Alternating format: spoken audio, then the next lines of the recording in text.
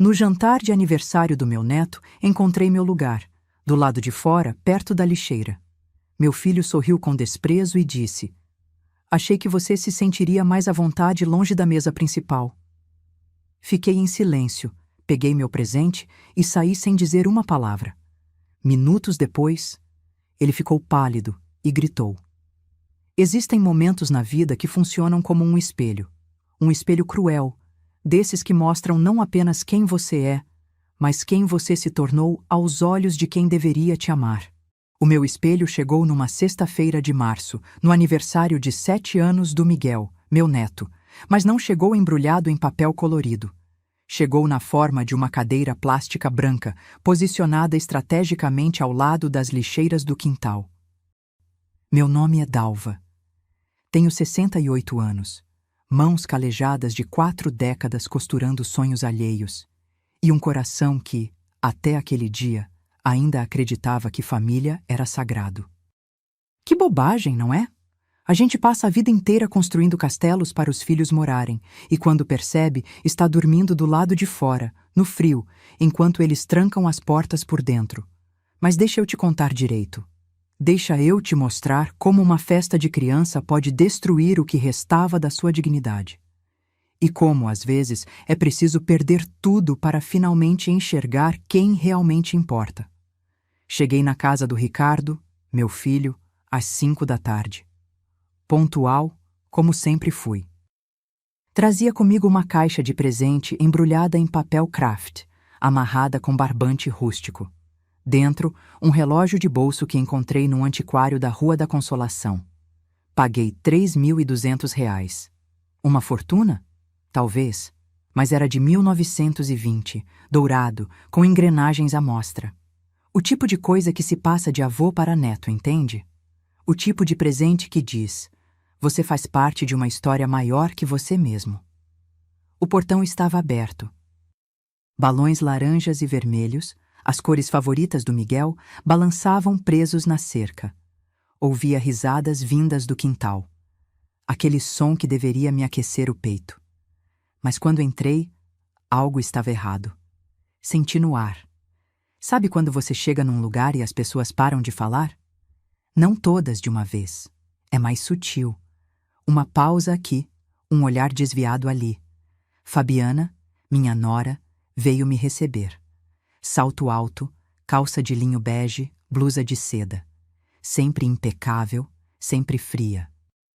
Sorriu, mas era daqueles sorrisos que não chegam nos olhos. "Ah, Dalva, você veio." Não foi uma saudação, foi uma constatação, quase uma decepção. "Claro que vim, Fabiana. É aniversário do meu neto." Ela olhou para a caixa na minha mão. Seus olhos brilharam, não de emoção, mas de cálculo. "Quanto custou? Quanto vale? É útil?" "Que fofo. Bom, a festa já começou. Vem, vou te mostrar onde você vai ficar." "Onde eu vou ficar? Não, vem sentar com a gente." "Não, que bom que chegou. Onde eu vou ficar?" Como se eu fosse uma mala que precisava ser acomodada em algum canto. Segui ela pelo corredor lateral da casa.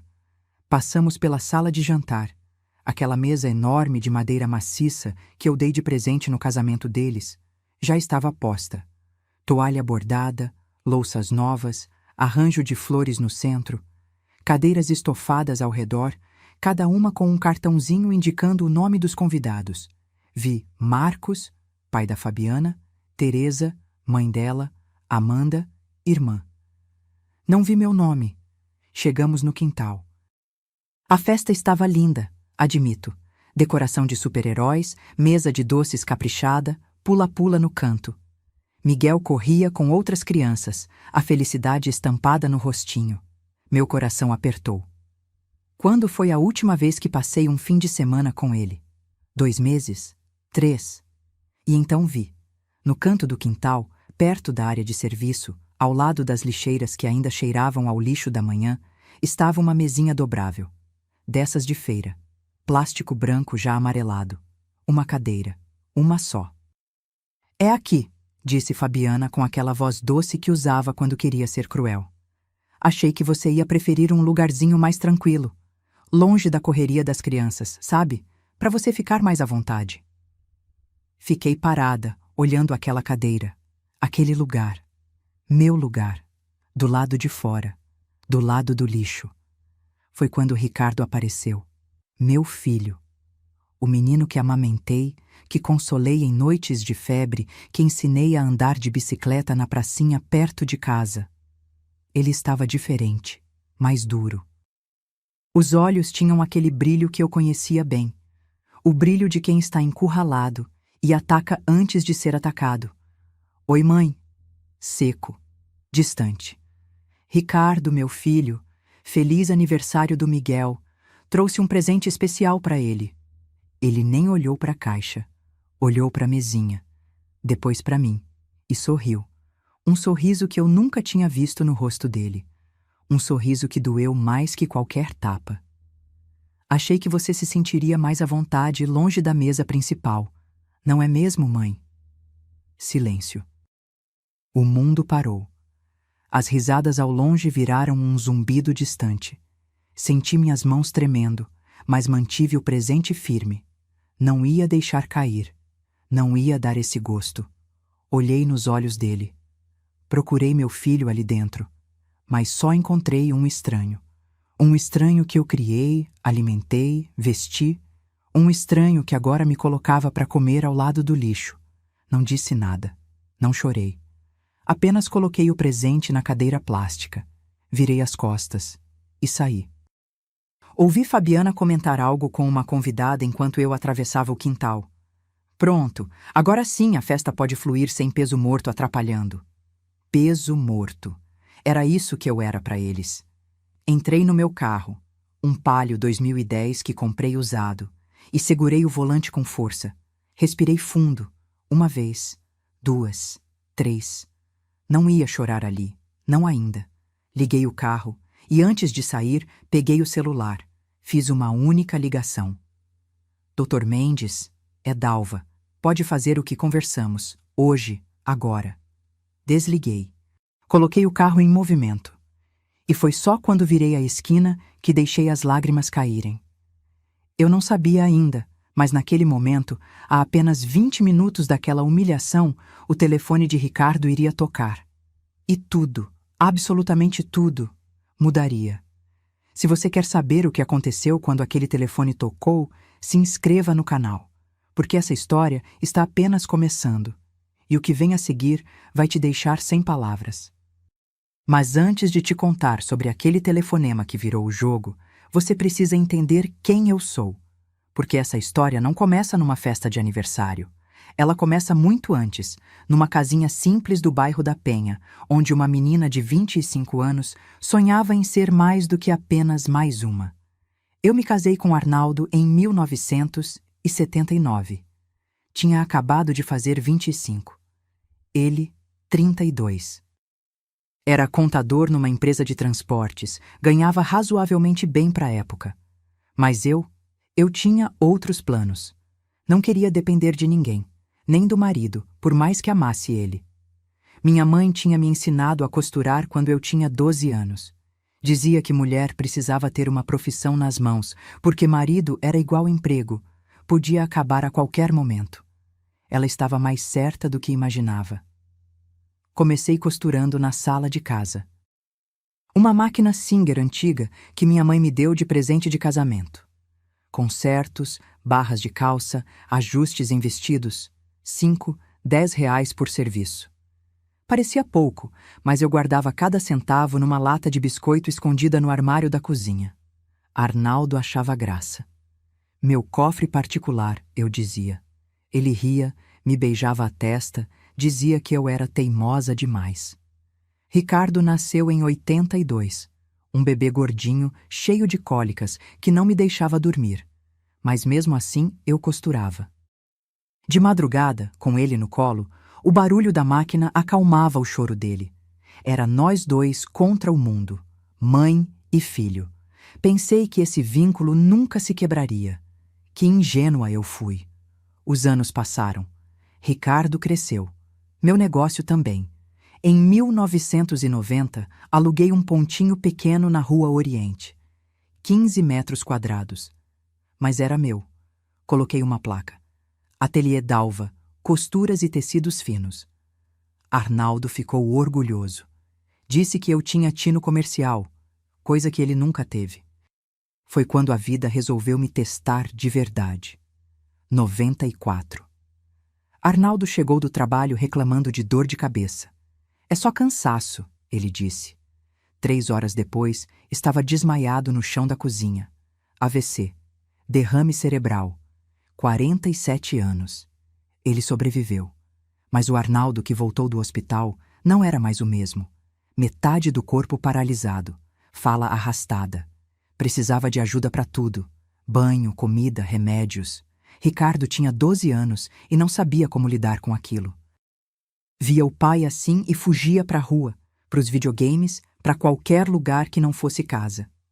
Eu não podia fugir. Tinha que cuidar do marido, criar o filho e ainda fazer o dinheiro entrar. Sabe o que fiz? Trabalhei que nem condenada, das 6 da manhã até meia-noite. Levantava, dava banho no Arnaldo, deixava ele arrumado, preparava comida, levava Ricardo para a escola, abria a loja, atendia clientes, voltava correndo no almoço, dava remédio para o marido, voltava para a loja, fechava às 6, passava no mercado, fazia janta, ajudava Ricardo na lição, dava banho no Arnaldo de novo, colocava ele para dormir. E então, só então, eu me permitia sentar no sofá e chorar. Mas chorando não se paga conta.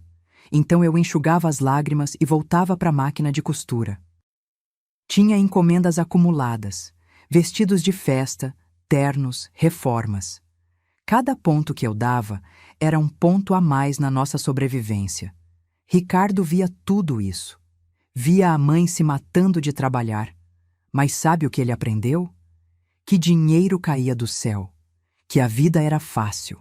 Porque por mais que eu suasse, eu nunca deixei faltar nada para ele. Uniforme novo, tênis de marca, mesada, cursinho. Eu me virava. Sempre me virei. 2003. Arnaldo faleceu. 61 anos. O corpo finalmente cansou de lutar. Ricardo tinha 21. Estava na faculdade de administração, que eu pagava. No enterro, ele chorou. Mas foram lágrimas rápidas. 2 semanas depois, já estava pedindo dinheiro para sair com os amigos. Mãe, a vida continua, né? Continuava. Mas para quem? Com Arnaldo em paz, eu tive uma escolha. Afundar ou nadar? Escolhi nadar. Peguei o dinheiro do seguro de vida dele, R$80 mil, e investi na loja. Comprei o ponto em vez de alugar. Ampliei. Passei a vender tecidos importados, aviamentos, máquinas de costura profissionais. A clientela cresceu. Costureiras, estilistas, estudantes de moda. Todos vinham na Dalva. 2006, abri a segunda loja.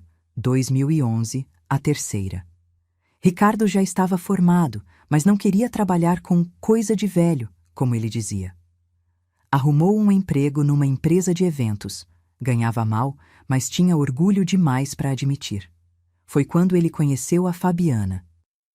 Ela trabalhava num posto de gasolina, no caixa. Bonita, esperta, sabia sorrir na hora certa. Ricardo se apaixonou, ou melhor, se iludiu. Porque Fabiana não se apaixonou por ele. Se apaixonou pelo que ela achou que ele tinha. 3 lojas? A mãe deve ser rica. Foi isso que ela pensou.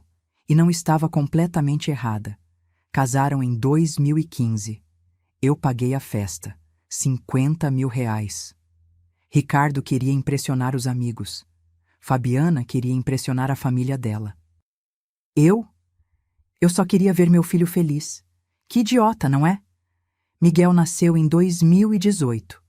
Meu primeiro e único neto. Quando peguei ele no colo pela primeira vez, senti algo se acender dentro de mim. Uma segunda chance. De amar. De ser amada. De construir algo verdadeiro. Mas Fabiana tinha outros planos. Desde o começo, ela deixou claro. Miguel era filho dela, não neto meu. Eu podia visitar, mas com hora marcada. Podia dar presentes, mas nada exagerado. Podia ajudar financeiramente. Isso ela aceitava muito bem. E eu ajudei. Paguei o apartamento deles como presente de casamento. 220 mil reais. Ajudei com as despesas do parto, do enxoval, da babá. Quando o Ricardo perdeu o emprego e ficou 4 meses desempregado, fui eu quem segurou as pontas. 10 mil por mês direto na conta dele. Ele dizia que era empréstimo. Nunca devolveu 1 centavo. Arnaldo tinha razão sobre mim. Eu era teimosa demais. Teimosa em acreditar que amor compra amor, que sacrifício gera gratidão, que família é para sempre. Mas naquele dia, sentada na cadeira de plástico ao lado das lixeiras, eu finalmente entendi. Eu tinha construído um império de tecidos e linhas, mas tinha perdido o único tecido que importava, o que me conectava ao meu filho. E o pior, ele nem percebeu quando cortou a última linha. Mas como eu te disse, aquele telefonema estava prestes a mudar tudo. Sabe qual é o problema de amar demais? É que a gente vira cega. Não é cegueira de uma vez, não. É gradual. Uma pontinha de poeira aqui, um cisco ali. Até que um dia você percebe que está enxergando tudo embaçado. E já é tarde demais. Os sinais começaram logo depois que Arnaldo morreu. Ricardo tinha 21 anos, estava na faculdade. Ligou chorando uma noite, dizendo que tinha se metido numa enrascada. Cartão de crédito estourado. Disse que tinha sido burro, que tinha saído demais, que tinha comprado besteira. R$ 2.700. Para mim, naquela época, era quase 1 mês de lucro da loja. Mas era meu filho, meu único filho. Não se preocupa, mãe paga, eu disse. E paguei. 6 meses depois, a história se repetiu. Dessa vez eram 4 mil, depois 7 mil, depois 12 mil. Sempre a mesma desculpa. Mãe, eu aprendi a lição. Dessa vez não vai mais acontecer. Mas acontecia, e eu pagava. Quando ele se formou, em 2005, pensei que as coisas iam mudar. Ele ia arrumar um emprego bom, ia crescer, ia amadurecer. Arrumou emprego sim, numa empresa de eventos. Salário inicial, R$ 2.500. Ele morava sozinho num apartamento que eu ajudei a alugar. 1.200 de aluguel, mais condomínio, luz, água, internet, comida. As contas não fechavam. Mas Ricardo tinha orgulho demais para admitir que o salário não dava. Então, ele esticava. E quando o elástico arrebentava, adivinha quem segurava os pedaços? Foi nessa época que eu comecei a ouvir uma vozinha na minha cabeça. Uma voz que dizia: Dalva, você está criando um homem criança. Você está ensinando ele que pode falhar porque você sempre vai estar lá para limpar a bagunça. Mas eu ignorei essa voz. Porque mãe faz isso, não faz? Mãe sempre acha que é só mais uma vez. Só mais um empurrãozinho. Depois ele vai andar sozinho. Mentira. Quando ele conheceu Fabiana, em 2013, eu devia ter visto. Devia ter percebido. Ela apareceu num churrasco que eu fiz em casa, num domingo. Ricardo tinha pedido para levar uma amiga. Ela chegou de salto, roupa justa, maquiagem pesada para uma tarde de domingo. Sorriu muito, falou pouco, mas os olhos dela faziam inventário de tudo. A casa, os móveis, o carro na garagem.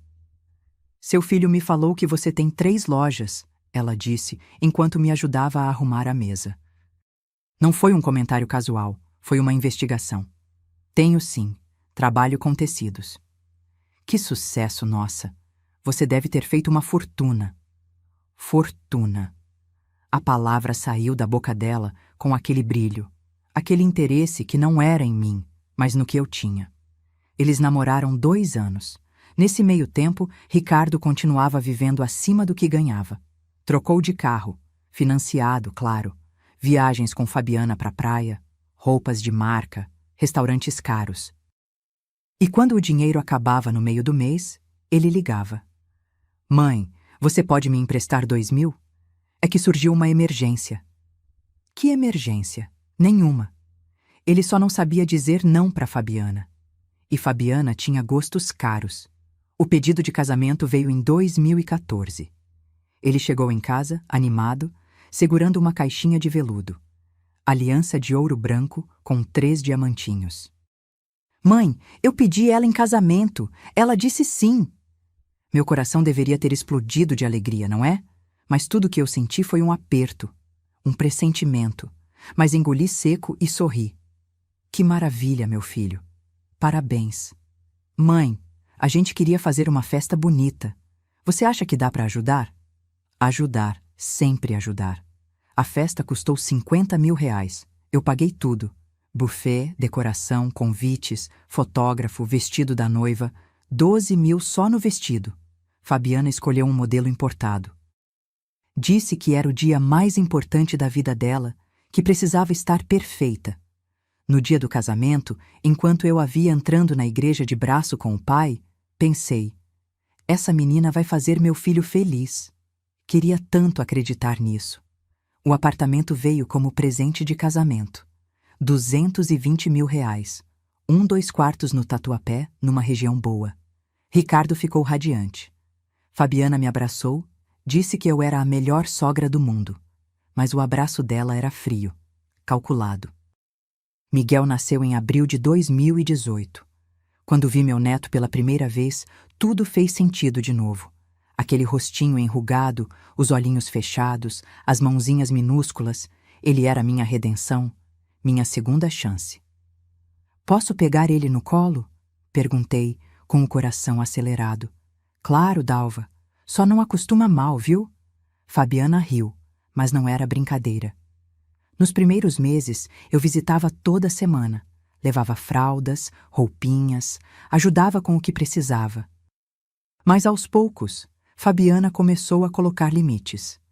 Dalva, melhor ligar antes de vir, para não atrapalhar a rotina do bebê. Dalva, não precisa trazer presente toda vez, você vai mimar demais ele. Dalva, acho melhor você não vir no fim de semana, a gente precisa de tempo em família. Tempo em família, como se eu não fosse família. Foi também depois do nascimento do Miguel que os pedidos de dinheiro aumentaram. Licença maternidade da Fabiana não pagava o suficiente. Ricardo tinha perdido o emprego de novo, precisavam de ajuda com as contas. Mãe, só até eu arrumar outra coisa. Prometo que devolvo. 10 mil por mês. Durante 4 meses. R$ 40.000. Nunca vi a cor desse dinheiro de volta. Quando Ricardo finalmente arrumou o emprego, pensei que ia melhorar. Mas não melhorou. As visitas continuaram escassas. Eu ligava, ele dizia que estava ocupado. Eu sugeria almoçar juntos, ele tinha compromisso. Eu perguntava sobre o Miguel, ele respondia com monossílabos. E Fabiana? Fabiana estava sempre cansada demais para receber visitas. Até que veio a gota d'água antes da festa. 2 meses antes daquele aniversário maldito.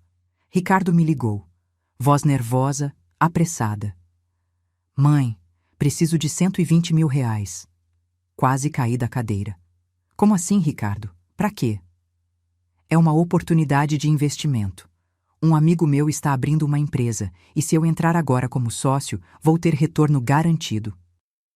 Mãe, é minha chance de crescer. R$ 120.000.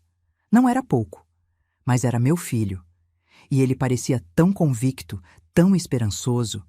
Transferi o dinheiro. Assinei um documento que ele trouxe, dizendo que era empréstimo familiar. 3 meses depois, quando perguntei sobre o investimento, ele desconversou. 6 meses depois, admitiu. A empresa nunca existiu. O dinheiro tinha ido para pagar dívidas dele e da Fabiana. Dívidas que eu nem sabia que existiam. Mãe, me desculpa. Eu não queria mentir, mas a gente estava desesperado. Desesperados, vivendo num apartamento que eu dei, com carro zero na garagem, roupas caras no armário, jantares fora toda semana, mas desesperados. E eu, mais uma vez, engoli. Mais uma vez, perdoei. Porque era meu filho. Porque eu ainda acreditava que, no fundo, ele me amava. Que ilusão ridícula. Os 2 últimos anos foram um deserto. Eu via Miguel 3, 4 vezes por ano. Sempre por insistência minha. Sempre com hora marcada. Sempre com Fabiana controlando cada minuto. Ricardo mal conversava comigo. Quando ligava, era sempre para pedir algo: dinheiro, favor, indicação. Eu tinha me tornado uma conta bancária ambulante. Não era mais mãe, era fornecedora. E naquele dia, na festa, quando vi a cadeira de plástico ao lado do lixo, tudo ficou claro, cristalino, dolorosamente óbvio. Eu não era mais bem-vinda. Eu era um incômodo, um peso morto, mas eles cometeram um erro fatal. Eles acharam que eu ia aceitar calada, que ia abaixar a cabeça e engolir mais essa, que a Dalva de sempre, a Dalva que perdoava tudo, ia continuar lá, esperando as migalhas de afeto deles. Mas aquela Dalva morreu naquele quintal. E aqui entrou no carro e fez aquela ligação para o Dr. Mendes. Essa era outra pessoa, alguém que eu deveria ter sido há muito tempo, alguém que não tinha mais nada a perder. 20 minutos. Foi só o que levou para o mundo deles desabar. 20 minutos entre a minha saída e o telefonema que mudou tudo. Mas antes de te contar sobre isso, você precisa entender o que estava acontecendo naquela festa enquanto eu dirigia pelas ruas com os olhos marejados. Porque, veja bem, eu não sabia na época. Só descobri depois, quando juntei os pedaços. Quando o Dr. Mendes me contou. Quando Ricardo, desesperado, admitiu tudo. Enquanto eu dirigia, tremendo, com as mãos geladas no volante do meu Palio velho, Fabiana estava no quintal servindo bolo, sorrindo, radiante. Finalmente tinha conseguido o que queria, uma festa sem a sogra atrapalhando. Gente, vamos cantar parabéns? Ela anunciou batendo palmas. As crianças correram para a mesa. Miguel estava no centro, com uma coroa de papel na cabeça, olhinhos brilhando. Ricardo estava ao lado dele, mas parecia distante, inquieto. Pegava o celular, olhava a tela, guardava de novo. Amor, relaxa, Fabiana sussurrou, apertando o braço dele. Ela já foi embora. Agora a gente pode aproveitar. Mas Ricardo não conseguia relaxar, porque no fundo, muito no fundo, ele sabia. Sabia que tinha cruzado uma linha, que tinha feito algo imperdoável. A gente sempre sabe, não sabe? Quando machuca alguém de propósito, quando humilha, quando destrói. Eles cantaram parabéns. Miguel apagou as velhinhas. Todos aplaudiram. E foi nesse momento, nesse exato momento de falsa felicidade, que o telefone de Ricardo tocou. Número desconhecido. Ele quase não atendeu. Mas algo o fez levar o aparelho até a orelha. Alô? Ricardo? Aqui é o Dr. Mendes, advogado da sua mãe. O coração dele disparou. Eu sei porque ele me contou depois, com aquela voz trêmula de quem ainda não acredita no que aconteceu. Dr. Mendes, aconteceu alguma coisa com minha mãe? Sua mãe está bem. Aliás, está ótima. Ligou há pouco pedindo para eu executar imediatamente um procedimento que vínhamos discutindo há algumas semanas. Ricardo afastou-se da mesa. Foi até o canto do quintal, perto de onde eu tinha estado sentada 20 minutos antes. As lixeiras ainda estavam lá. A cadeira de plástico também. Ele olhou para aquela cena e sentiu algo gelado descer pela espinha.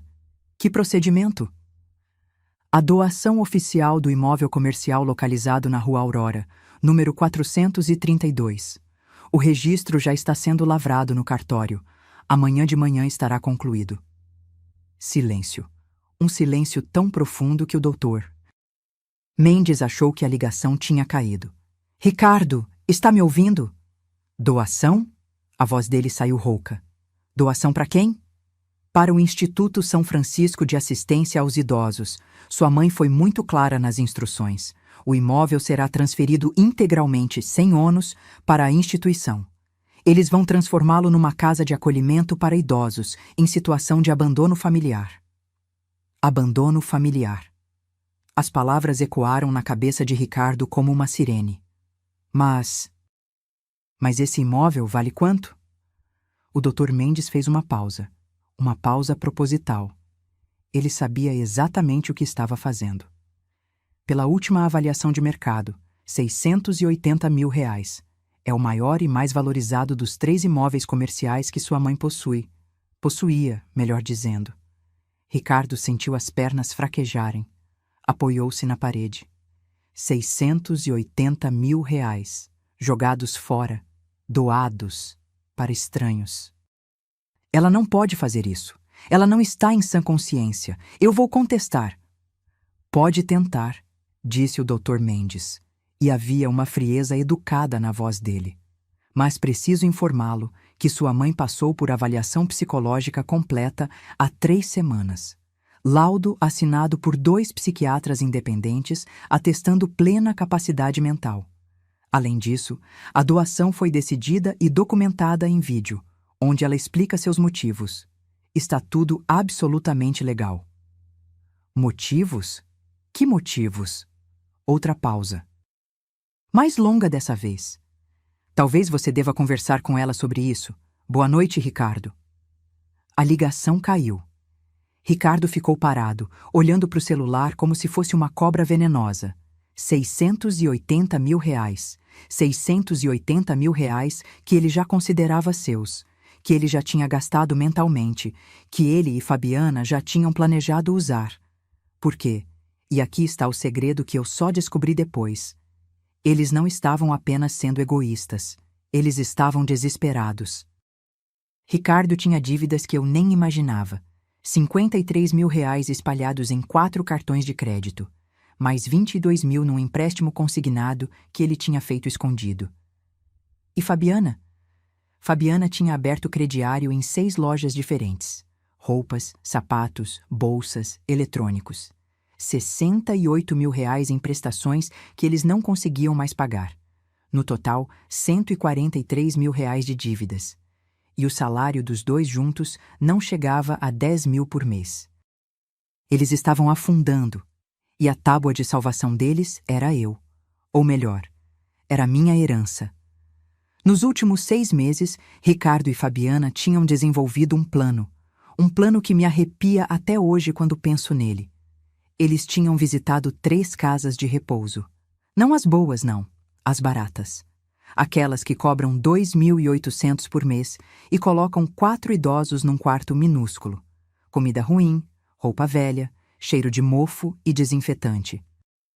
O plano era simples: convencer a todos, médicos, familiares, conhecidos, que eu estava ficando caduca, que estava esquecida, confusa, incapaz de cuidar de mim mesma. Depois, me internariam. Ricardo pediria uma procuração, alegando que precisava cuidar dos meus negócios enquanto eu me recuperava.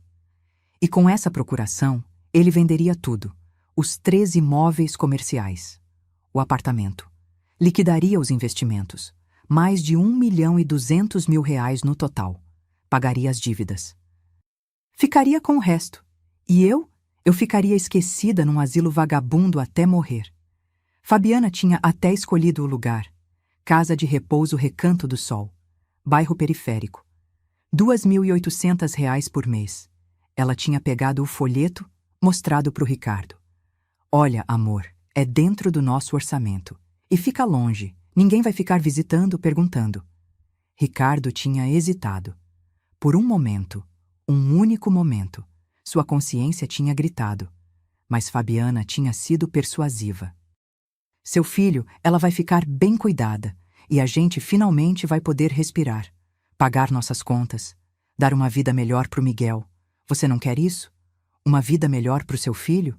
E ele tinha cedido, porque é mais fácil ser covarde quando alguém te dá uma desculpa bonita. A humilhação na festa? Aquilo não foi acaso, foi proposital, foi o primeiro passo.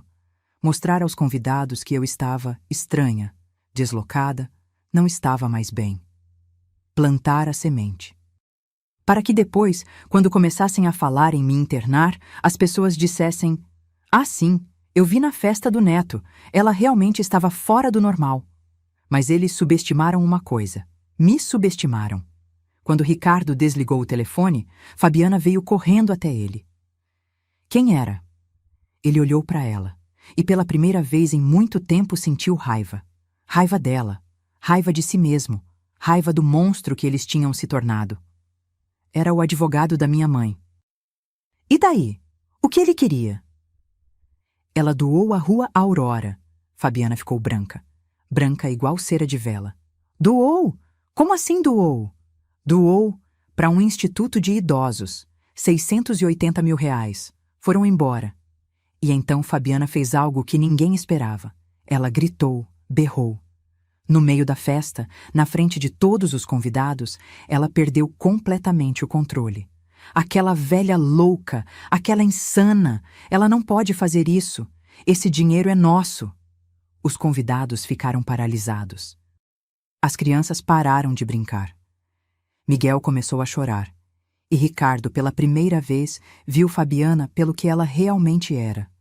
Um monstro que ele tinha ajudado a criar, que ele tinha alimentado, com minha dor, com meu dinheiro, com minha solidão. A festa acabou ali. As pessoas foram embora constrangidas, cochichando, e Ricardo ficou sozinho no quintal, sentado naquela cadeira de plástico onde eu tinha estado, olhando para as lixeiras, sentindo o cheiro do lixo, finalmente entendendo onde ele tinha colocado a própria mãe. E chorando. Chorando porque já era tarde demais. Ou será que não? Mas deixa eu voltar um pouco, porque você precisa entender o que estava passando pela minha cabeça naquele momento. O que me levou a fazer aquela ligação. O que transformou a Dalva, que sempre perdoava na Dalva, que finalmente reagiu.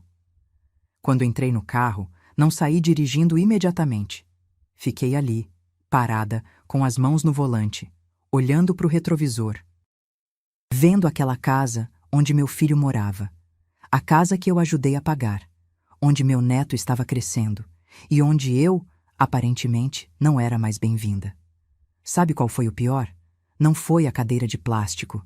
Não foi a proximidade com as lixeiras. Foi o olhar do Ricardo. Aquele sorriso frio. Aquela satisfação cruel em me ver humilhada. Meu filho tinha prazer em me machucar. Quando você percebe isso, que alguém que você ama sente prazer na sua dor, algo dentro de você quebra. Não é uma quebra ruidosa, não. É silenciosa. Como um copo de cristal que racha por dentro, mas ainda mantém a forma. Até que um dia, no menor dos toques, ele se despedaça completamente. Eu tinha me despedaçado naquele quintal. Respirei fundo. Uma vez. 2. 3. Tentando entender. Tentando encontrar justificativas. Talvez ele esteja estressado, talvez seja coisa da Fabiana. Talvez ele não percebeu como aquilo me machucou. Mas eu sabia. No fundo eu sempre soube, só não quis admitir. Foi quando meu celular vibrou. Uma mensagem. De quem? Da Lourdes, uma antiga vizinha que tinha sido convidada para a festa. A gente não era próxima, mas se conhecia há anos. Dalva, tá tudo bem? Vi você saindo. Que situação horrível, minha filha. Se precisar conversar, estou aqui. Situação horrível. Então não era só impressão minha. Outras pessoas tinham visto, tinham percebido a humilhação. E ficaram com pena de mim. Pena. Eu tinha virado objeto de pena. Abri o WhatsApp. Fui nos nossos últimos diálogos, meu e do Ricardo. Precisava ver. Precisava confirmar se era só impressão ou se realmente havia um padrão. Rolei as conversas, meses e meses. E sabe o que vi? Eu mandava mensagem todo dia. Bom dia, meu filho. Almoçou bem? Como está o Miguel? Precisa de alguma coisa? As respostas dele, monossilábicas, quando respondia. Oi. Tá. Depois eu vejo. Ocupado. E as únicas vezes que ele iniciava uma conversa, era para pedir algo. Mãe, preciso de um favor. Mãe, você pode emprestar? Mãe, tá com um tempinho? Preciso falar sobre uma coisa. Sempre algo. Nunca um, como você está? Nunca um, faz tempo que não te vejo. Vamos almoçar? Nunca. Fechei o celular. E foi nesse momento que algo dentro de mim endureceu, cristalizou. Como metal que esfria e vira aço. Eu tinha sido burra, patética. Uma velha boba que achava que amor de mãe era suficiente, que achava que se continuasse dando, uma hora ele ia retribuir. Que ele ia acordar e perceber que tinha uma mãe que o amava, que faria qualquer coisa por ele. Mas ele sabia disso, e usava isso contra mim. Peguei o celular novamente. Dessa vez, Liguei para alguém que eu não falava fazia um tempinho, Dr. Júlio Mendes, meu advogado há 15 anos. Um homem sério, meticuloso, que tinha cuidado de todos os meus documentos, contratos, escrituras. 3 semanas antes, eu não tinha contado isso para ninguém. Eu tinha marcado uma reunião com ele. Uma reunião estranha, que nasceu de uma desconfiança, de um medo. Porque 2 semanas antes daquela conversa, eu tinha escutado sem querer uma ligação de Fabiana. Eu estava na casa deles, tinha ido levar umas roupinhas para o Miguel. Fabiana estava no quarto, ao telefone, e eu passei pelo corredor. Não, mãe, ela não desconfia de nada, Fabiana dizia, voz baixa. A gente só precisa ir com calma. Mais uns meses a gente planta a ideia que ela tá ficando caduca. Aí é mais fácil. Meu sangue gelou. Fiquei paralisada no corredor. Não, o Ricardo já concordou. No começo ele ficou em cima do muro, mas eu mostrei as contas para ele. A gente não tem escolha. É ela ou a gente. Saí dali sem fazer barulho, sem confrontar. Porque se eu confrontasse, eles iam negar. Iam dizer que era mal entendido. Iam me fazer parecer louca. Então fui atrás de provas. Contratei um investigador particular. Carlos Henrique, ex-policial, discreto. Pedi para ele investigar meu próprio filho e minha nora.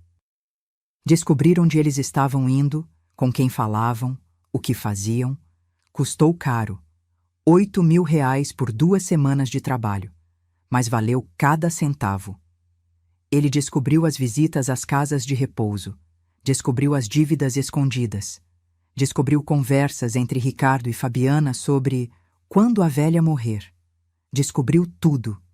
E quando o Dr. Mendes viu as provas, quando ouviu os áudios que Carlos tinha conseguido gravar, ele me olhou com uma mistura de pena e raiva. Dalva, você precisa se proteger, agora. Foi quando planejamos, quando organizamos tudo.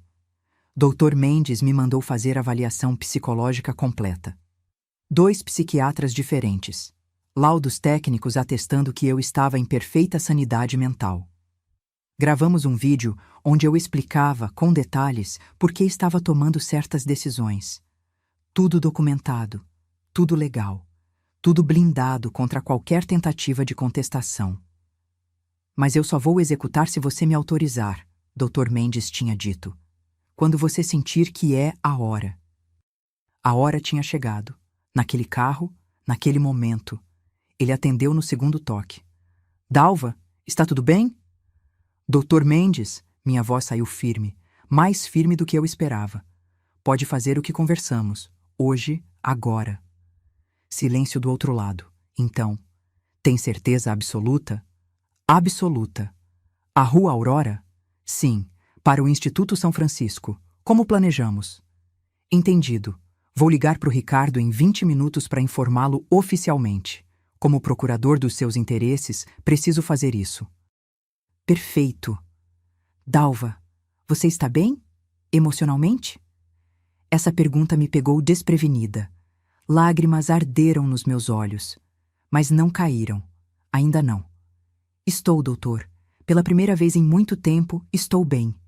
Desliguei. Coloquei o carro em movimento.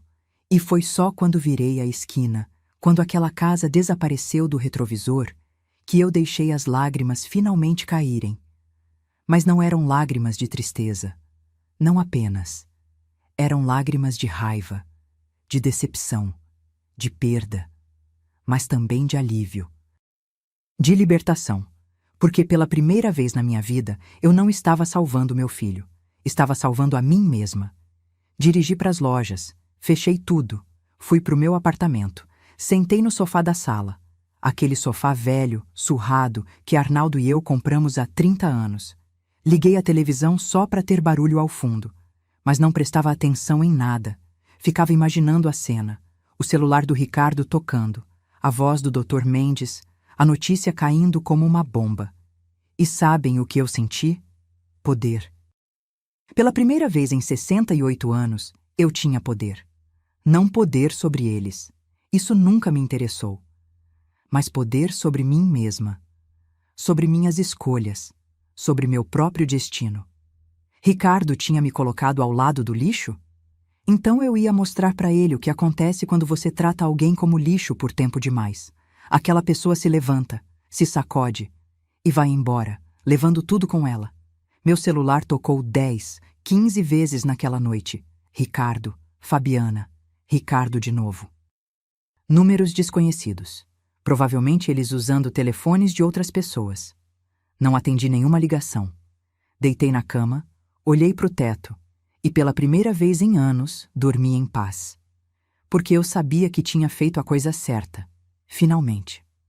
Aguardando seu OK para continuar com a parte 6, tentar novamente OK. Parte 6. A ligação que mudou tudo. Os 3 dias seguintes foram de silêncio. Um silêncio pesado, denso, como aquele que vem antes da tempestade. Meu celular continuava tocando. Mensagens se acumulavam, mas eu não respondia, não lia, não dava satisfação, porque eu não devia satisfação a ninguém. Dr. Mendes me ligou na segunda-feira de manhã. Dalva, o registro está concluído. O imóvel da Rua Aurora agora pertence oficialmente ao Instituto São Francisco, irreversível. Ótimo. Ricardo tentou me ligar 7 vezes ontem. Deixou mensagens dizendo que vai contestar judicialmente. Deixa ele tentar. Ele não vai conseguir. Tudo está blindado. Mas... Posso te fazer uma pergunta? Claro. Como você está se sentindo? Parei para pensar. Como eu estava me sentindo? Triste? Sim. Aliviada? Também. Arrependida? Nem um pouco. Estou me sentindo livre, doutor. Ele riu do outro lado. Um riso baixo, de compreensão. Ótimo, porque o próximo passo você precisa estar ainda mais forte. Próximo passo? Vamos reorganizar todo o resto do seu patrimônio, exatamente como conversamos, mas isso vai doer neles ainda mais. Você tem certeza que quer continuar? Fechei os olhos, respirei fundo. Vi a imagem daquela cadeira de plástico. Senti o cheiro do lixo. Ouvi o riso de Fabiana chamando-me de peso morto. Absoluta certeza. Então vamos nos encontrar amanhã, 10 horas no meu escritório. Traga todos os documentos que te pedi. Na terça-feira, fui até o escritório do Dr. Mendes. Fica num prédio comercial no centro, 8º andar. Uma sala discreta, com estantes de madeira cheias de livros de direito, uma mesa de mogno, poltronas de couro. Ele me recebeu com um café já pronto. Senta, Dalva, vamos resolver isso direito. Passamos 3 horas naquele escritório. Ele foi me explicando cada passo, cada decisão, cada consequência. E conforme ele falava, eu ia entendendo que não estava apenas protegendo meu patrimônio. Estava protegendo meu neto. Estava garantindo que o dinheiro pelo qual trabalhei 40 anos não ia ser desperdiçado por um filho ingrato e uma nora manipuladora.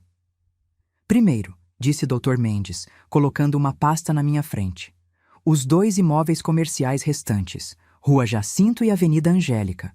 Valor total aproximado, R$410 mil. O que o senhor sugere?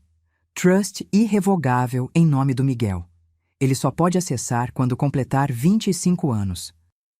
Até lá, os aluguéis desses imóveis vão para uma conta bloqueada que só ele pode movimentar na maioridade. E se o Ricardo tentar mexer? Não vai conseguir. Trust é blindado. Nem você pode desfazer depois de assinado. É proteção máxima. Assinei os documentos. 2 imóveis. R$410 mil, salvos das mãos do meu filho. Segundo, continuou o Dr. Mendes, o apartamento onde você mora, avaliado em 320 mil. Esse eu quero ficar. Eu sei. Vamos fazer o seguinte, usufruto vitalício para você. Você mora lá, cuida, usa como quiser até o dia que morrer. Depois, automaticamente passa para o Miguel. Ricardo não herda nada. Perfeito. Mais documentos assinados. Terceiro, investimentos. Você tem R$890 mil aplicados, correto? Correto. Vamos transferir 70% disso para fundos em nome do Miguel. Também com acesso só aos 25 anos. Você fica com 30% para viver, viajar, fazer o que quiser. Fiz as contas mentalmente. 623 mil para o Miguel, 267 mil para mim. E o Ricardo? Dr. Mendes me olhou com aquela seriedade de quem está prestes a dizer algo importante. Dalva, legalmente, você não é obrigada a deixar nada para ele. Nada. Pode deserdar completamente. Mas se deixar pelo menos alguma coisa, por menor que seja, evita questionamentos futuros. Mostra que você se lembrou dele, que não foi esquecimento nem incapacidade mental. Quanto o senhor sugere? 50 mil reais, em dinheiro, e os objetos pessoais do pai dele. Roupas, relógios, ferramentas, coisas sentimentais. 50 mil reais. Nada comparado ao que ele já tinha arrancado de mim ao longo dos anos, mas era mais do que ele merecia. Fechado. E tem mais uma coisa. Dr. Mendes pegou outro documento. Você precisa fazer um testamento formal, explicando tudo, suas razões, suas decisões. Em vídeo também, para ficar registrado. Quando? Hoje mesmo, depois do almoço, já marquei com o cartório. Saímos para almoçar num restaurante ali perto. Comida simples, arroz, feijão, bife. Mas eu mal conseguia comer. O estômago estava embrulhado, não de medo, mas de antecipação, porque eu sabia o que vinha a seguir, e sabia que não tinha volta. Às 3 da tarde, estávamos no cartório. Uma sala pequena, com uma câmera montada num tripé. Doutor Mendes, eu, o tabelião e 2 testemunhas que nem me conheciam. Dona Dalva, disse o tabelião, um homem grisalho de uns 60 anos. A senhora vai falar livremente, explicar suas decisões. Pode começar quando quiser. A luz vermelha da câmera se acendeu. Olhei para a lente e comecei. Meu nome é Dalva Rodrigues da Silva. Tenho 68 anos. Estou em plena consciência, como atestam os laudos psicológicos que constam neste processo. E estou aqui para explicar por que estou reorganizando meu patrimônio da forma como estou fazendo. Minha voz estava firme. Surpreendentemente firme. Trabalhei 40 anos da minha vida.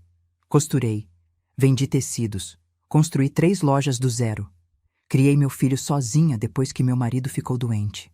Paguei dívidas dele, paguei apartamento, paguei festa de casamento, paguei, sempre achando que estava investindo numa relação, que estava construindo uma família. Parei, respirei. Continuei. No aniversário de 7 anos do meu neto, meu único neto, fui colocada para sentar ao lado das lixeiras, numa cadeira de plástico, longe da mesa principal. Meu filho sorriu quando fez isso. Sorriu, como se tivesse prazer em me humilhar. As lágrimas começaram a descer, mas eu não parei. Descobri que ele e a esposa planejavam me internar num asilo vagabundo, para pegar meu dinheiro, meus imóveis, tudo o que construí.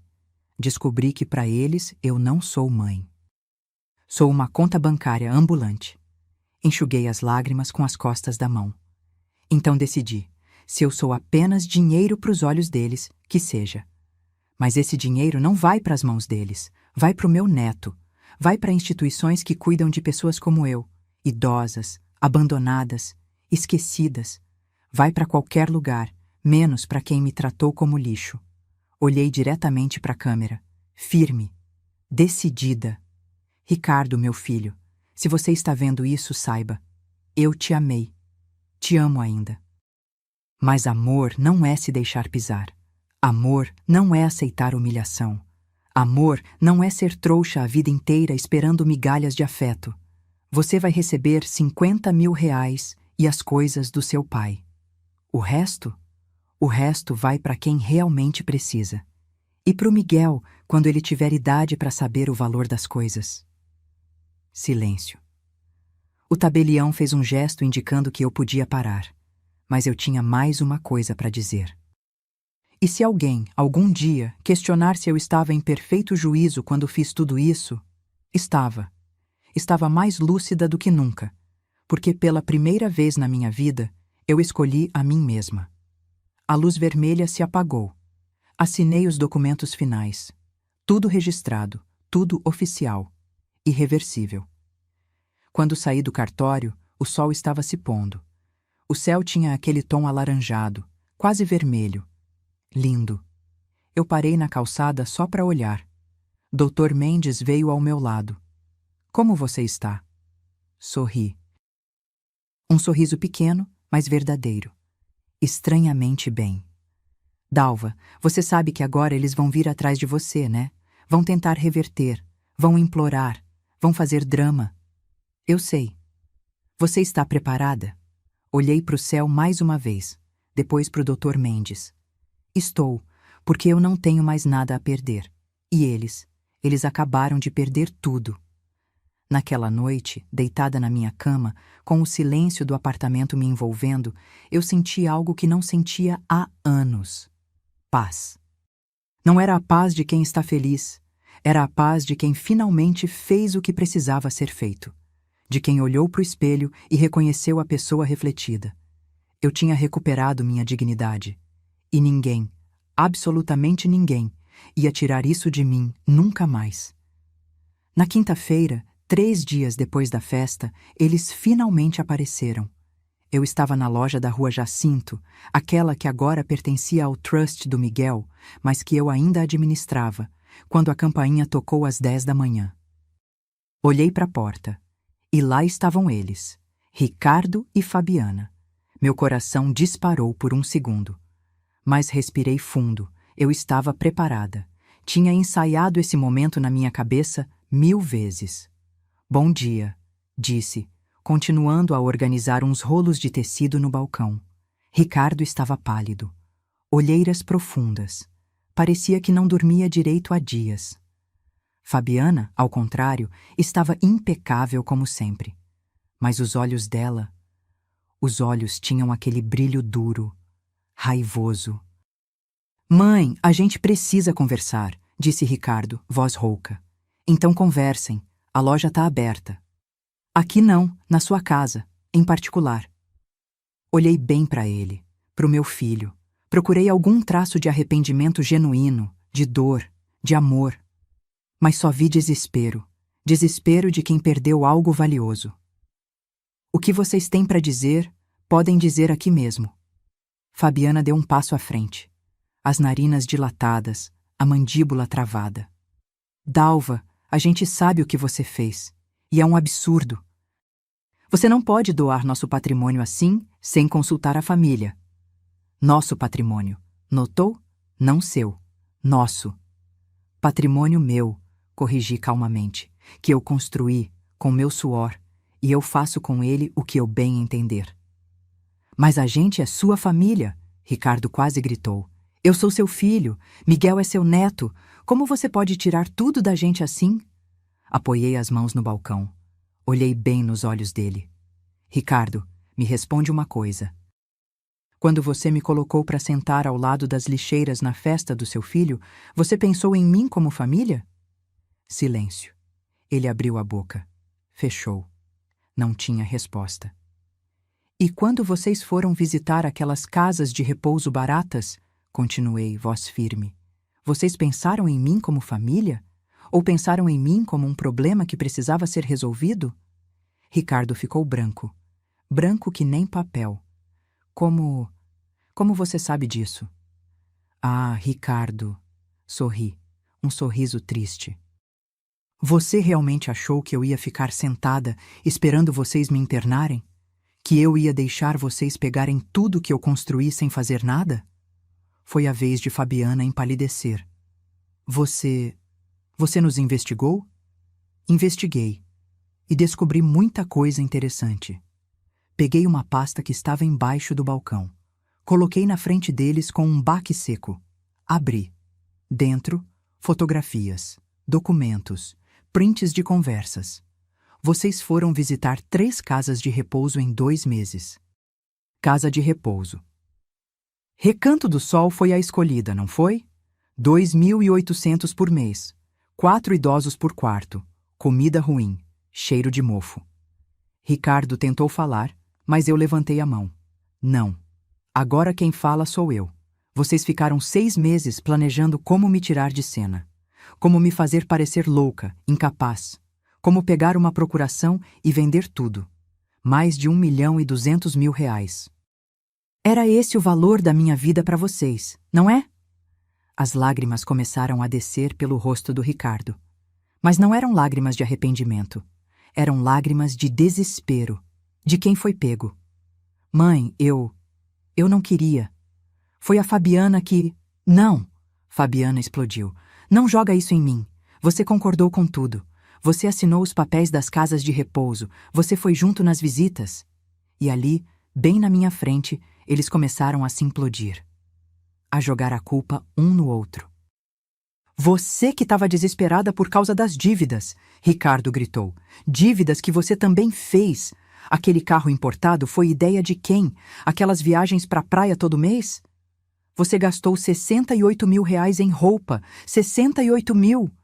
E você perdeu 120 mil num investimento que nunca existiu. Fiquei ali, parada, assistindo meu filho e minha nora se destruírem na frente dos meus olhos. E sabe o que senti? Nada. Absolutamente nada. Como se estivesse assistindo 2 estranhos brigando na rua. Chega! Disse, voz baixa, mas firme. Eles pararam. Olharam para mim. Vocês 2 estão afundados em dívidas. R$ 143.000 no total. Eu sei. Sei de cada cartão estourado, de cada empréstimo, de cada prestação atrasada. Ricardo engoliu seco. E sabe qual é a diferença entre eu e vocês?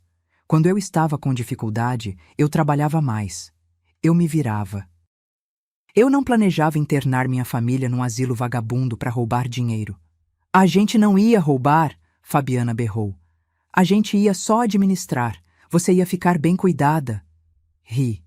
Uma risada amarga, sem humor. Bem cuidada. Num quarto com mais 3 idosos, comendo comida fria, tomando banho de mangueira, sem receber visita porque vocês iam estar ocupados gastando meu dinheiro. Isso é ser bem cuidada? Silêncio constrangedor. Vocês querem saber o que eu fiz com o patrimônio? Vou contar. A Rua Aurora, que vale 680 mil, foi doada para o Instituto São Francisco, uma instituição séria que cuida de idosos abandonados por famílias amorosas como a de vocês. Fabiana colocou a mão na boca. Ricardo fechou os olhos. Os outros 2 imóveis, Rua Jacinto e Avenida Angélica, foram transferidos para um trust irrevogável em nome do Miguel. Ele só acessa aos 25 anos, vocês não podem mexer, nem eu posso mais desfazer. Mas ele é nosso filho, Ricardo gaguejou. Exatamente. E por ser filho de vocês, ele precisa de proteção. Proteção de pais que torrariam 1 milhão em 5 anos e não deixariam nada para o futuro dele. Peguei outro documento da pasta. 70% dos meus investimentos também foram transferidos para o Miguel. O apartamento onde eu moro fica comigo até eu morrer. Depois passa para ele. E vocês, Ricardo e Fabiana... Fiz uma pausa dramática. Vocês vão herdar R$ 50.000 em dinheiro e os objetos pessoais do Arnaldo. Suas roupas, relógios, ferramentas, as coisas do pai dele, Ricardo. Coisas que deveriam ter valor sentimental, mas para vocês, imagino que não tenham. Ricardo caiu numa cadeira que tinha ali na loja. Colocou as mãos no rosto. Os ombros tremiam. Mãe, a gente está afundado. 143 mil de dívida. Se a gente não pagar, vão penhorar o apartamento. A gente vai perder tudo. E eu deveria me importar com isso. Por que exatamente? Ele levantou o rosto, vermelho, molhado de lágrimas. Porque você é minha mãe. Essa frase. Essa maldita frase. Como se ser mãe significasse aceitar tudo, perdoar tudo, salvar sempre, mesmo quando estão te afogando. Eu sou sua mãe, Ricardo. Sou mesmo. Fui sua mãe quando você tinha cólica de bebê e eu passava a madrugada acordada. Fui sua mãe quando paguei sua faculdade. Fui sua mãe quando perdoei suas dívidas 1, 2, 10 vezes. Fui sua mãe quando você me humilhou na festa do seu filho e mesmo assim ainda te amava. Caminhei até ficar perto dele, olhando de cima. Mas sabe o que eu não vou mais ser? Não vou mais ser sua vítima. Não vou mais ser sua conta bancária. Não vou mais ser aquela velha patética que aceita qualquer migalha de afeto em troca de dinheiro. Mãe, por favor. Não. A palavra saiu como um corte. Não tem por favor. Não tem súplica que reverta isso. Tá tudo assinado, registrado, blindado. Vocês podem até tentar contestar na justiça. Vão perder. Vão gastar mais dinheiro de advogado que não tem. E vão perder. Fabiana, que estava quieta até então, explodiu novamente. Você é uma velha egoísta. Você vai deixar seu próprio filho na merda por causa de um orgulho idiota. Olhei para ela, bem nos olhos. Não é orgulho, Fabiana. É dignidade, uma coisa que você nunca vai entender. Você vai se arrepender, ela gritou vindo em minha direção. Dei um passo atrás, firme. Se você colocar a mão em mim, eu chamo a polícia.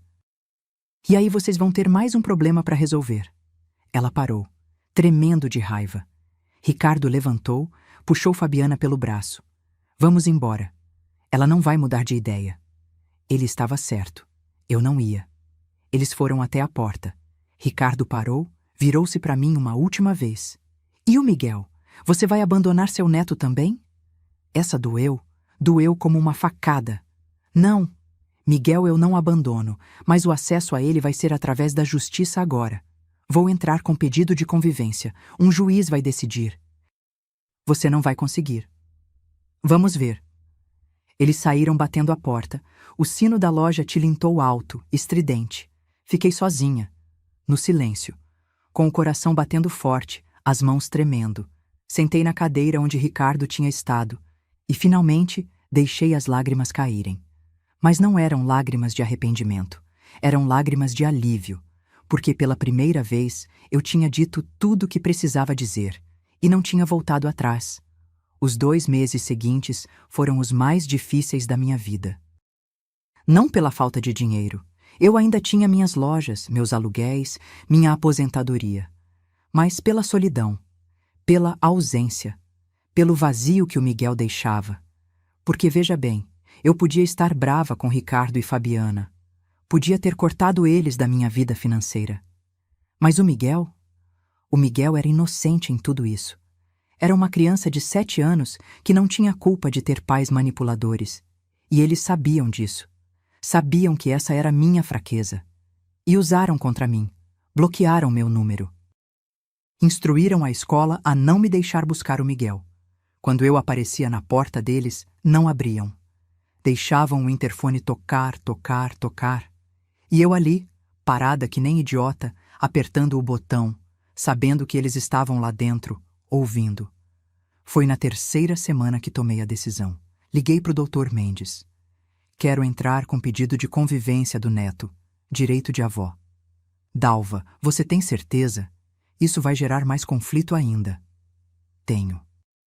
E quero que você investigue a situação financeira deles também, se estão colocando o bem-estar do Miguel em risco por causa das dívidas. Isso é sério. Eu sei, mas é a verdade. E a verdade precisa aparecer. 2 semanas depois, entramos com a ação. Pedido de convivência. Direito de visita todo 2º e 4º domingo do mês, mais um dia durante a semana. Era o que a lei permitia. Ricardo ficou furioso. Me ligou pela primeira vez em semanas. Você tá processando a gente agora? Que tipo de mãe faz isso? O tipo de mãe que não aceita ser impedida de ver o neto. O tipo de avó que sabe que a criança precisa de outras referências além de pais endividados e desesperados. Você não vai conseguir. Vamos ver.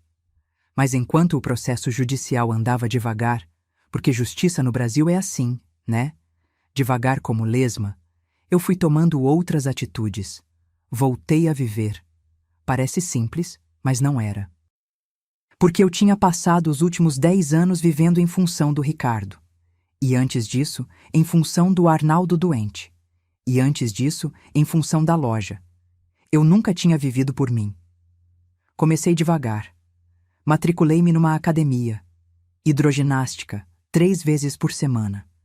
No começo, achei que ia odiar, mas era bom. A água morna, os exercícios suaves, as outras senhoras conversando, rindo. Fiz amizade com a dona Cristina, 72 anos, viúva também.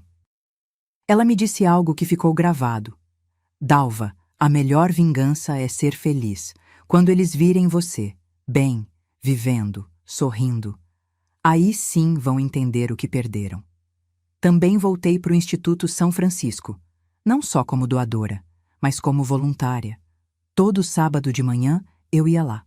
Conversava com os idosos, ouvia histórias, levava bolo que fazia em casa. E sabe o que descobri? Muitos deles tinham histórias parecidas com a minha. Filhos ingratos, famílias que os abandonaram. Solidão disfarçada de cuidado. Foi ali que conheci o Sr. Osvaldo.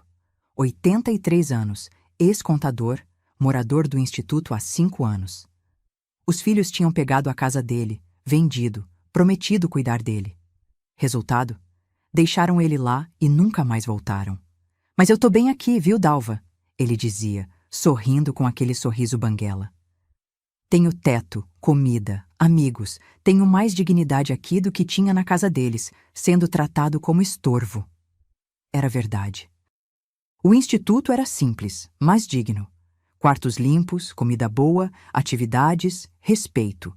Tudo que Ricardo e Fabiana não iam me dar naquelas casas horríveis que tinham visitado.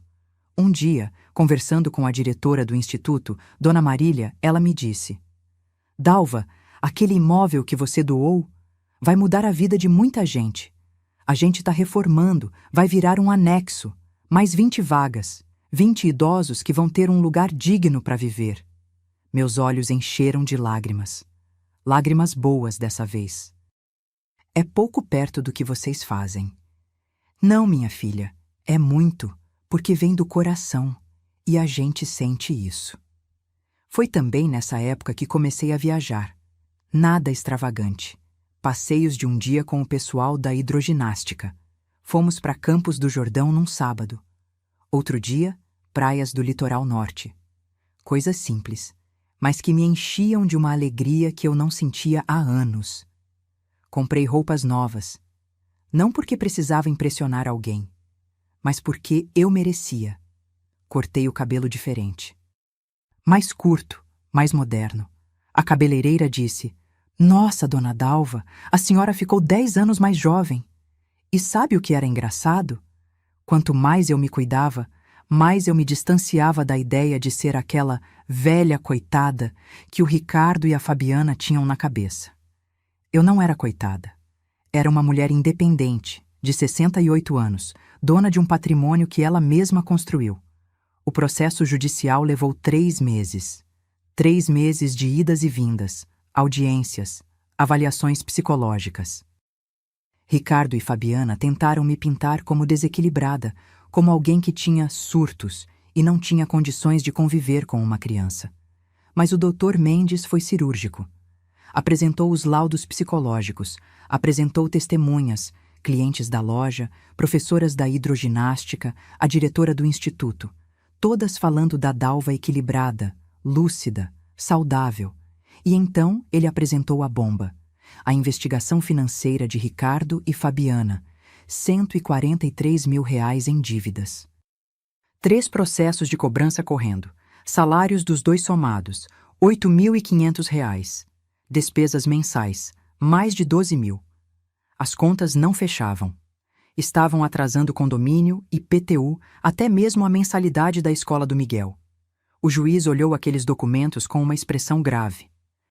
Então o senhor Ricardo, ele disse na última audiência, está me dizendo que sua mãe não tem condições de conviver com a criança, mas o senhor que está com 3 processos de cobrança e deve quase o equivalente a 2 anos de salário, tem? Ricardo ficou vermelho. São situações diferentes, Excelência.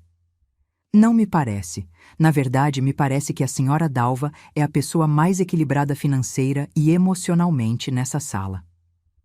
A sentença saiu 2 semanas depois. Favorável a mim. Convivência garantida todo segundo e quarto domingo do mês, das 9 da manhã às 6 da tarde. E toda quarta-feira, das 3 às 7. direito de buscar na escola, direito de levar para minha casa, sem supervisão.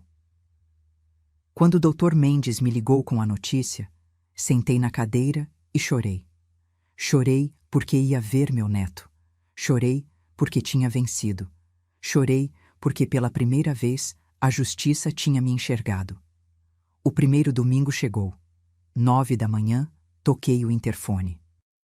Dessa vez, sabendo que eles eram obrigados a me atender. Alô? Voz da Fabiana, seca. Sou eu. Vim buscar o Miguel.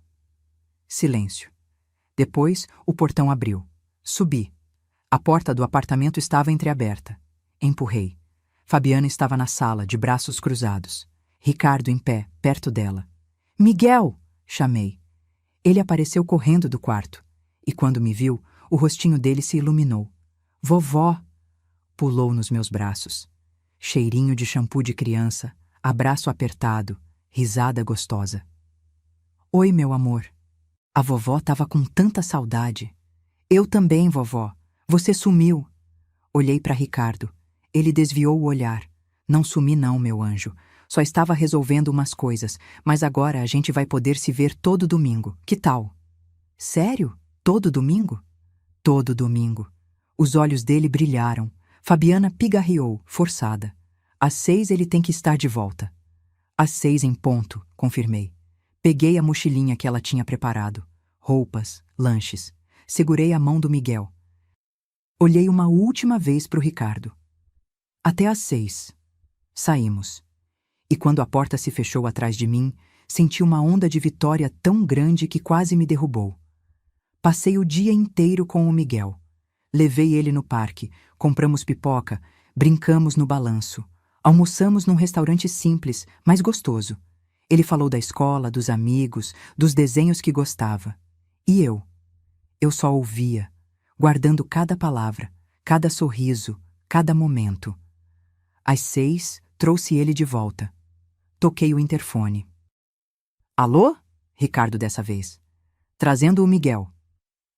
A porta abriu. Ricardo desceu para buscar. Ficamos ali, no hall, num silêncio constrangedor. Ele se comportou?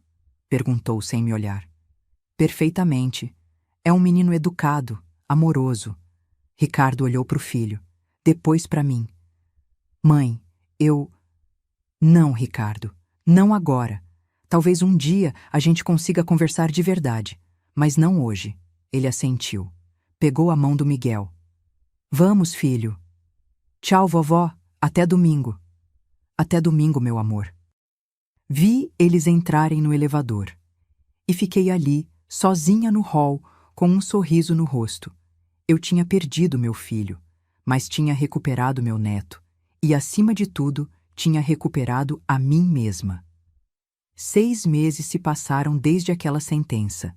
6 meses de domingos com o Miguel. 6 meses de reconstrução. E 6 meses assistindo, à distância, Ricardo e Fabiana se afundarem cada vez mais. Porque a verdade é que eu não precisei fazer nada contra eles.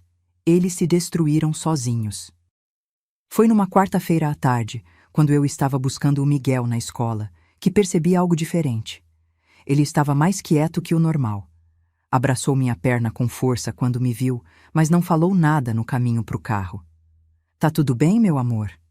Perguntei, ajustando o cinto de segurança dele.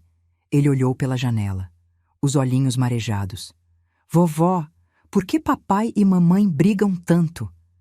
Meu coração apertou. Às vezes os adultos passam por momentos difíceis, meu anjo. Mas não é culpa sua, tá? Nunca é. Ontem eles gritaram muito. Mamãe jogou num prato na parede, quebrou tudo. Segurei o volante com mais força. E você, onde estava? No meu quarto, com as mãos no ouvido. Eu não gosto quando eles gritam. Aquela criança de 7 anos tentando se proteger do caos que os pais tinham criado. Quis descer do carro, voltar naquele apartamento e gritar com os dois. Mas me controlei. Por ele. Vem, vamos tomar um sorvete. E você não precisa pensar nisso agora, tá bom? Ele sorriu. Um sorriso pequeno, mas verdadeiro. Levei ele para a sorveteria. 2 bolas de chocolate. Conversamos sobre dinossauros. A nova paixão dele. Sobre a prova de matemática que tinha tirado 9. Sobre o amiguinho novo da escola. Mas quando levei ele de volta, às 7 da noite, a Fabiana que abriu a porta estava diferente. Cabelo desarrumado, olheiras profundas, roupa amassada. A maquiagem impecável que ela sempre usava não estava lá. Pontual como sempre, ela disse com um sarcasmo amargo. Como combinado. Miguel entrou correndo. Fabiana ficou na porta me encarando. Você tá feliz, né? Vendo a gente se afundar. Não, Fabiana. Eu não fico feliz vendo ninguém se afundar. Muito menos quando isso afeta meu neto. Ah, poupa. Você planejou tudo isso, nos deixar sem nada. Eu não deixei vocês sem nada. Vocês mesmos se colocaram nessa situação. Ela deu uma risada sem humor. Você não entende. Você tem suas lojinhas, seu apartamento, sua vidinha. A gente tem contas, cobranças, processos. Mês que vem vão penhorar o apartamento. A gente vai ter que sair daqui. Senti um frio na espinha. Não por eles, mas pelo Miguel. E vão para onde? Não sei. Casa da minha mãe, talvez, num quartinho minúsculo, com o Miguel dormindo na sala. Ela queria despertar pena. Queria que eu abrisse a carteira de novo, que eu salvasse mais uma vez. Vocês têm salário, podem alugar um lugar menor, mais barato. Ajustar o padrão de vida. Ajustar? Ela cuspiu a palavra. Você sabe quanto custa criar uma criança hoje em dia? Escola particular, plano de saúde, roupas, comida? Sei. Criei um filho sozinha depois que meu marido ficou doente. E você sabe como eu fiz? Trabalhei, ajustei, cortei supérfluos, não saí pedindo ajuda e depois cuspindo na mão de quem ajudou. Ela me olhou com ódio puro. Um dia você vai precisar da gente, e a gente vai lembrar disso tudo. Talvez. Mas se eu precisar, vou arrumar outra forma de resolver, porque eu aprendi que depender de quem não te ama é o pior tipo de prisão. Fechei a porta na cara dela. Ou melhor, ela fechou na minha. Voltei para o carro tremendo, de raiva, de tristeza, de preocupação pelo Miguel.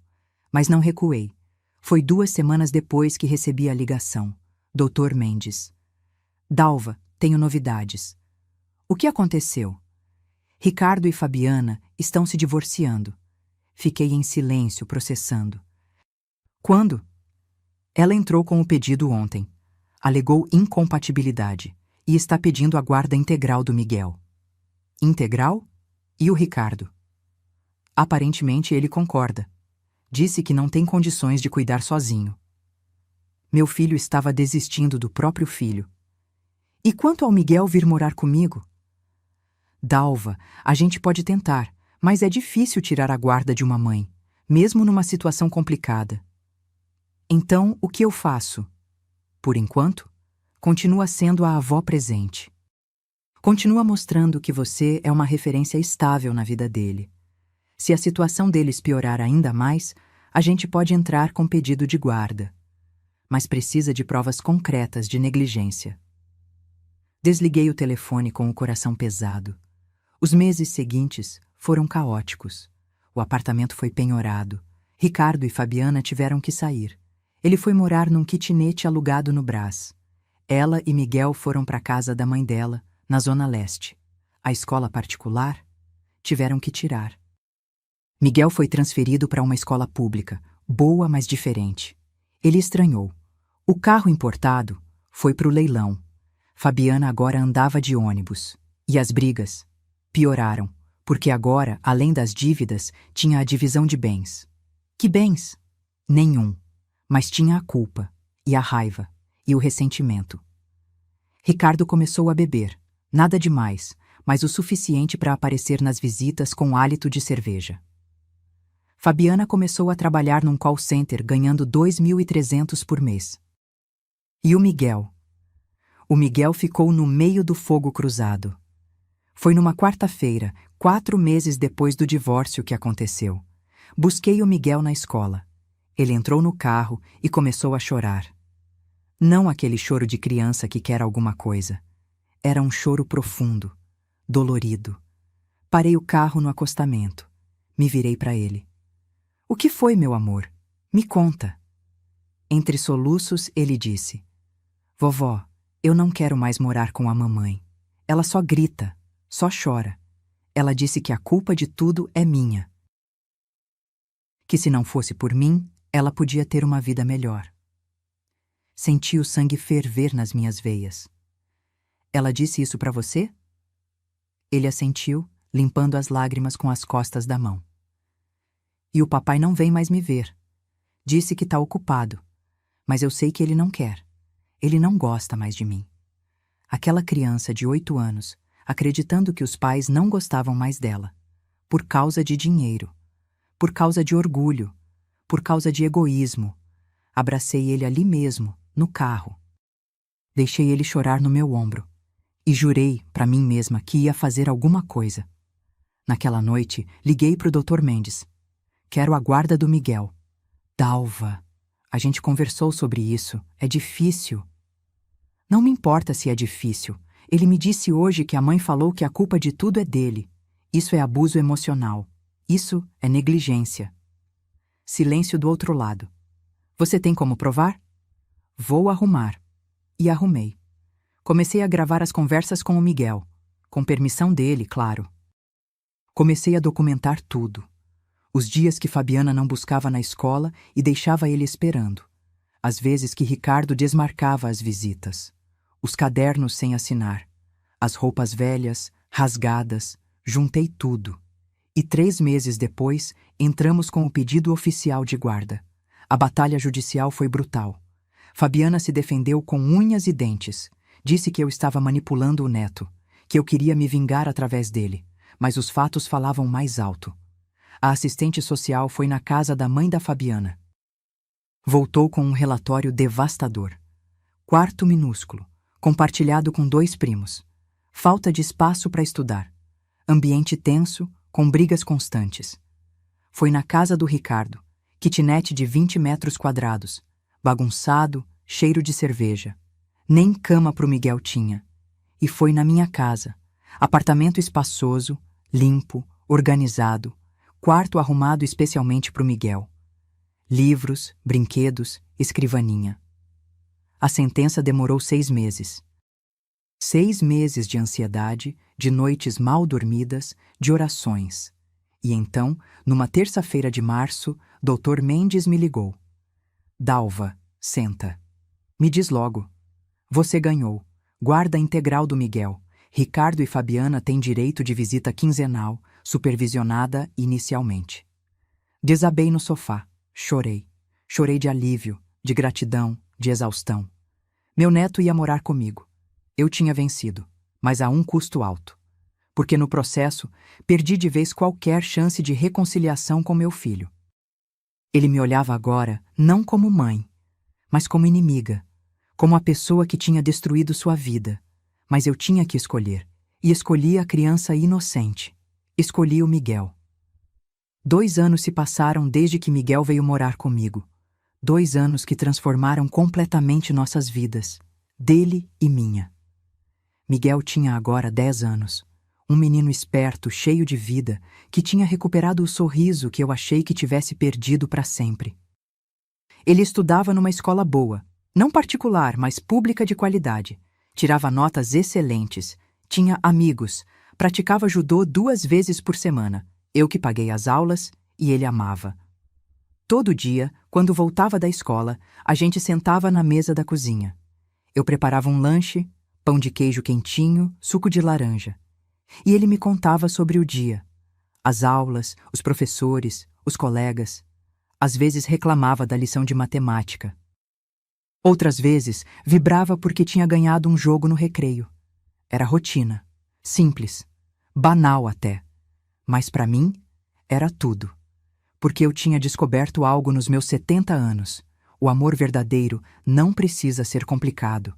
Não precisa de grandes gestos, precisa de presença, de consistência, de estar ali todo dia mostrando que a pessoa importa. E o Miguel importava, mais do que qualquer coisa. Ricardo e Fabiana continuaram suas vidas, cada um no seu canto. O divórcio tinha sido finalizado há 1 ano e meio. Ela tinha arrumado um emprego melhor, numa empresa de telemarketing como supervisora. Ganhava 4.000 por mês agora. Tinha alugado um apartamento pequeno, mas dela. Estava reconstruindo aos poucos. As visitas com o Miguel eram quinzenais. No começo, ela vinha buscá-lo tensa, agressiva, jogando farpas. Mas com o tempo, foi amolecendo. Começou a perceber que o filho estava bem, estava feliz, estava sendo cuidado. Numa dessas visitas, uns 6 meses atrás, ela tocou o interfone fora do horário combinado. Eram 8 da noite. Miguel já estava dormindo. Fabiana, atendi surpresa. Dalva, posso subir? Só 5 minutos. Hesitei, mas abri. Ela subiu. Quando abri a porta, vi uma mulher diferente daquela que tinha berrado comigo na loja 2 anos antes. Cabelo simples, sem aqueles saltos altíssimos, sem a maquiagem pesada. Parecia humana. Desculpa aparecer assim, ela disse, voz baixa. Eu precisava falar com você. Pode falar. Ficamos na sala, sentadas no sofá que um dia já tinha sido palco de tantas conversas com Arnaldo. Fabiana olhava para as mãos, nervosa. Eu errei muito, ela começou. Com você, com o Ricardo, com o Miguel. Não respondi, só esperei. Eu fui gananciosa, egoísta. Achei que dinheiro ia resolver todos os nossos problemas, mas só piorou tudo. Por que você está me dizendo isso agora? Porque eu quero que você saiba que eu sou grata por você ter ficado com o Miguel, por ter dado para ele a estabilidade que eu não consegui dar. Isso me pegou desprevenida.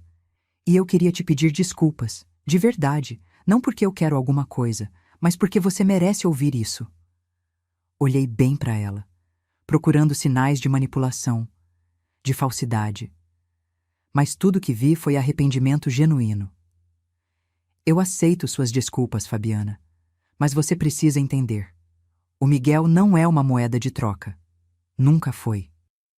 Ele é uma criança que merece ser amada sem condições. Eu sei, e eu tô tentando ser melhor, para ele. Ela foi embora naquela noite. E desde então, as coisas melhoraram entre nós. Não éramos amigas, jamais seríamos. Mas tínhamos um respeito mútuo. E pelo bem do Miguel, isso era suficiente. Ricardo foi mais difícil. Ele continuava vindo nas visitas, mas sempre distante. Frio.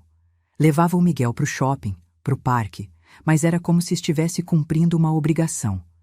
Não havia conexão. Miguel percebia e sofria com isso. Vovó, por que papai não conversa comigo? Ele fica só no celular quando a gente sai. Seu pai está passando por um momento difícil, meu amor, mas isso não tem nada a ver com você. Ele tá bravo comigo? Não, filho, ele tá bravo com ele mesmo. Foi num sábado, há 3 meses, que tudo mudou. Ricardo tocou o interfone para buscar o Miguel. Mas quando abri a porta, ele não estava sozinho. Tinha uma mulher ao lado dele. Jovem, uns 30 e poucos anos, sorriso tímido. Mãe, essa é a Patrícia, minha namorada. Fiquei surpresa, mas cumprimentei educadamente. Prazer, Patrícia. O prazer é meu, dona Dalva. O Ricardo fala muito da senhora. Fala? Olhei para o meu filho, incrédula. Ele desviou o olhar, constrangido.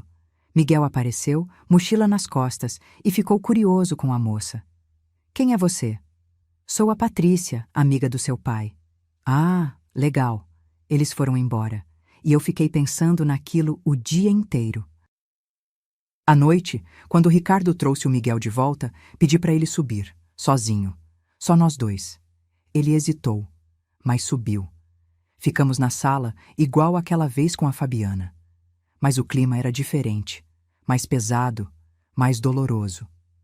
Você vai casar com ela? Perguntei, quebrando o silêncio. Não sei ainda, mas ela é diferente, mãe. Ela me faz querer ser melhor. Fico feliz por você. Ele me olhou surpreso. Fica? Fico. Eu nunca quis sua infelicidade, Ricardo. Só queria que você me respeitasse. Silêncio. Ele engoliu seco. Eu sei que eu fui um péssimo filho. Eu sei que te machuquei de formas que não têm conserto. Não tem mesmo. Mas eu queria tentar, recomeçar. Não como era antes, porque isso não volta, mas como algo novo. Meus olhos arderam, mas não deixei as lágrimas caírem. Ricardo, eu te perdoei, já perdoei faz tempo. Porque guardar rancor só me machucaria. Mas confiança, isso você vai ter que reconquistar, passo a passo. Eu entendo. E o Miguel? Você vai estar presente de verdade? Ou vai continuar sendo aquele pai ausente que aparece só para cumprir tabela? Ele abaixou a cabeça. Eu quero estar presente, mas eu tenho medo. Medo de quê? Medo de estragar, de não ser bom o suficiente, de ser com ele o que fui com você. E ali, naquele momento, vi meu filho pela primeira vez em anos. Não o homem manipulador e ganancioso, mas o menino inseguro que eu tinha criado. O menino que nunca tinha aprendido a lidar com o fracasso, porque eu sempre o protegi dele. Você vai errar, Ricardo, isso é garantido, mas o que importa é se você vai aprender com os erros, se você vai levantar e tentar de novo, como você fez, como eu fiz. Ele foi embora naquela noite com os olhos vermelhos, mas também com algo diferente. Esperança, talvez. Os domingos seguintes foram melhores. Ricardo começou a chegar mais cedo. Começou a desligar o celular quando estava com o Miguel. Começou a perguntar sobre a escola, sobre o judô, sobre os amigos. E o Miguel? Começou a sorrir mais quando via o pai. Não era perfeito. Longe disso. Mas era um recomeço. Hoje, sentada aqui na varanda do meu apartamento, vendo o sol se pôr sobre São Paulo, penso em tudo que aconteceu, em tudo que perdi e em tudo que ganhei. Perdi dinheiro? Sim, 680 mil reais doados. 70% dos meus investimentos transferidos para o Miguel. Foi muito, mas não foi tudo. Perdi meu filho? Por um tempo, sim, mas estou reconstruindo essa relação. Devagar, com cuidado. Mas ganhei? Ah, ganhei tanto. Ganhei minha dignidade de volta. Ganhei o respeito por mim mesma. Ganhei a certeza de que não sou, e nunca fui, menos importante que qualquer outra pessoa. Ganhei uma rotina com meu neto que vale mais do que qualquer quantia em dinheiro. Ganhei amigos no instituto, na hidroginástica, na vida. Ganhei paz. Miguel chega correndo da cozinha, interrompendo meus pensamentos. Vovó, o jantar tá pronto. Você vem? Já vou, meu amor. Levanto. Minhas pernas reclamam. A idade não perdoa, mas estou bem. Estou inteira. Entramos na cozinha. A mesa está posta. Arroz, feijão, frango assado, salada. Simples, mas feito com carinho. Sentamos juntos. Fazemos a oração. Algo que retomei depois que o Miguel veio morar comigo. Obrigada, Senhor, por este alimento, por esta casa, por esta família. Família. Não é mais como eu imaginava que seria, mas é real. E é minha. Comemos conversando sobre o teste de português que o Miguel tem amanhã, sobre o campeonato de judô no mês que vem, sobre a viagem que estamos planejando para as férias. Gramado, ele sempre quis conhecer. Depois do jantar, ele vai para o quarto fazer lição. E eu vou lavar a louça, pensando em como a vida dá voltas estranhas. Aquela cadeira de plástico ao lado das lixeiras podia ter me destruído. Podia ter me quebrado de vez. Mas não quebrou, porque eu escolhi me levantar daquela cadeira. Escolhi sair daquele lugar. Escolhi não aceitar migalhas quando eu merecia o banquete inteiro. E hoje eu sei que meu lugar nunca foi ao lado do lixo. Nunca foi nas sobras, nunca foi nas margens. Meu lugar sempre foi aqui, no centro da minha própria vida, com as pessoas que realmente me amam, com a dignidade que eu mesma construí. E se há algo que eu aprendi nesses 70 anos, com erros, acertos, dores e alegrias, é isso. Nunca aceite menos do que você merece. Nunca. Porque no final, o que fica não é o dinheiro que você deu. Não são os sacrifícios que fez. É o respeito que você tem por si mesma. É a paz que você encontra quando olha no espelho. É saber que, Aconteça o que acontecer, você nunca vai se trair de novo. E isso não tem preço. 6 meses depois, o Instituto São Francisco inaugurou o anexo novo. 20 vagas, 20 idosos que agora têm um lar digno. Na placa da entrada, discretamente, está escrito: Ala Arnaldo Rodrigues da Silva, doação de Dalva Rodrigues. Ricardo e Patrícia se casaram numa cerimônia pequena. Eu fui. Miguel foi o pajem. Foi estranho, mas foi bom. Fabiana arrumou um namorado também. Um cara simples, operário, que trata ela com respeito. Ela parece mais leve agora. E eu continuo vivendo, cuidando das lojas. Já treinei uma gerente para assumir quando eu não puder mais. Viajando com o pessoal da hidroginástica. Sendo voluntária no instituto. E toda noite, antes de dormir, faço a mesma oração. Obrigada por ter me dado coragem de escolher a mim mesma. Obrigada por ter me mostrado que nunca é tarde para recomeçar. Porque não é. Nunca é. E você que está me ouvindo agora, qual é a sua história? Já se sentiu invisível na própria família? Já precisou escolher entre agradar os outros ou respeitar a si mesmo?